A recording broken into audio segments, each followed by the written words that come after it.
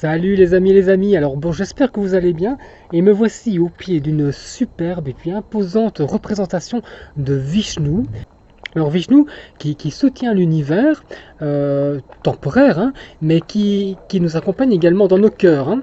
Vishnu qui a quatre bras tenant une fleur de lotus, une massue, une conque et puis une arme en forme de disque étincelant qu'on appelle Sudarshana Chakra.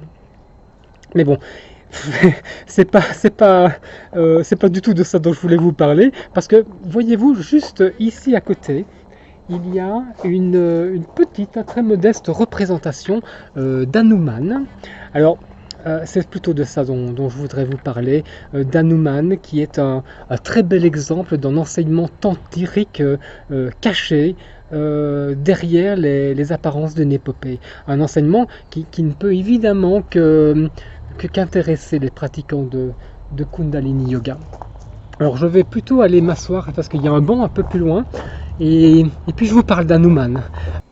Bon, alors avec la représentation de Vishnu dans ce style tout à fait particulier, vous avez peut-être pensé que j'étais dans le sud de l'Inde, dans un temple dans le sud de l'Inde, mais pas du tout, hein. Je suis ici en Belgique. Dans un temple, effectivement, le temple de Radhadesh en Belgique, au château de Petite Somme. C'est près de Durbuy, hein, pour ceux qui connaissent la Belgique. Radhadesh, c'est une combinaison rare, hein, d'un décor médiéval européen, puisque le château superbe remonte au XIIe siècle. Donc un mélange entre ça et puis les traditions et les cultures orientales anciennes. Alors cet endroit est pour moi une sorte d'oasis de paix, de sérénité, en plein cœur des forêts ardennaises. Alors quand j'habitais là en Belgique, je venais régulièrement ici, hein, juste comme ça, hein, pour me promener le dimanche. Il y a une superbe promenade là-bas dans les bois.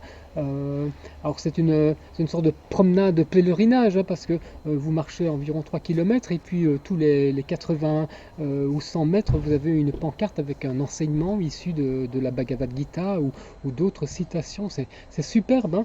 Il faut venir se promener ici. Je venais aussi juste parfois regarder paître les vaches. Alors cette fois-ci, je suis ici pour quelques jours, un peu comme en retraite, pour me reposer, pour profiter, pour participer à la vie de la communauté. Et puis, nous sommes ici donc dans une communauté de dévots de Krishna.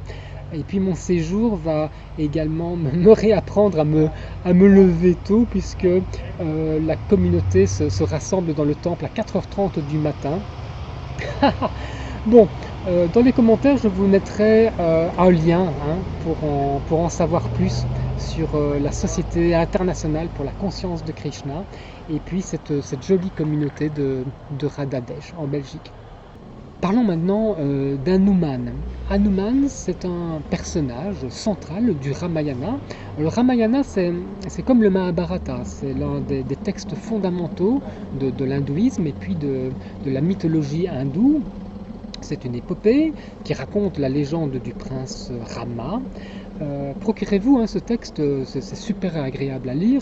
Et puis, ou alors vous allez voir sur Netflix, il y a une série Ramayan. Alors si vous optez pour la série télé plutôt que pour le texte, c'est super, hein, parce que là, ça va vous faire travailler la patience. Hein. Il y a 50 ou 60 épisodes de la saison 1, et puis tous les épisodes sont d'une lenteur abyssale. Hein. Moi qui suis friand et puis habitué aux séries un peu d'action, puis de suspense, vous voyez, cette série Ramayana est comme une cure de désintox. C'est comme un antipoison, quoi. C'est un antidote. Hein. Bon, avec tout ça, je ne vous ai pas encore parlé d'Hanuman. Alors Hanuman est l'objet d'une grande vénération en Inde. Hein. C'est un érudit qui possède une force considérable et puis qui a un courage hors norme.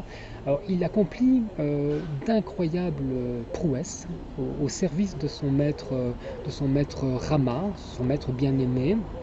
Mais disons que l'éclat de ses actions se trouve avant tout dans la noblesse de son âme et puis dans son immense sagesse.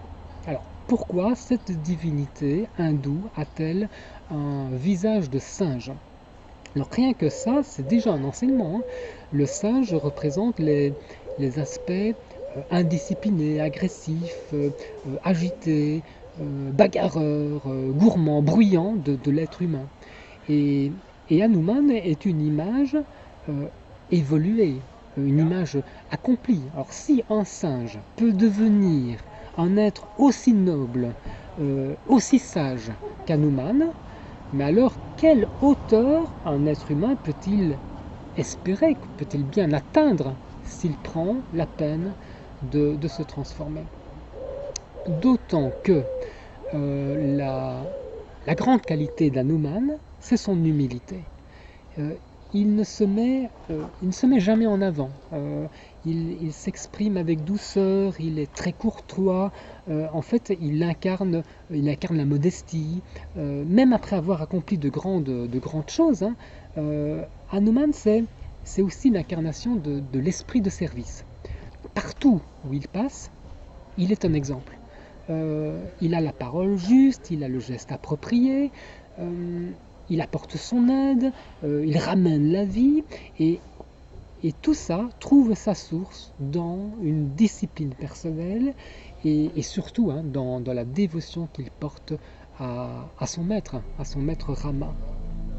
Quand on invite Hanuman dans sa méditation, dans sa pratique, eh bien voilà les qualités que l'on invoque. La joie, l'humilité, l'esprit de service, la force, le courage, la maîtrise de soi, la discipline, et puis surtout l'amour et la dévotion. Bon, cette vidéo est déjà assez longue comme ça, et puis je vous ai même pas du tout parlé de ce dont j'avais envie de vous parler.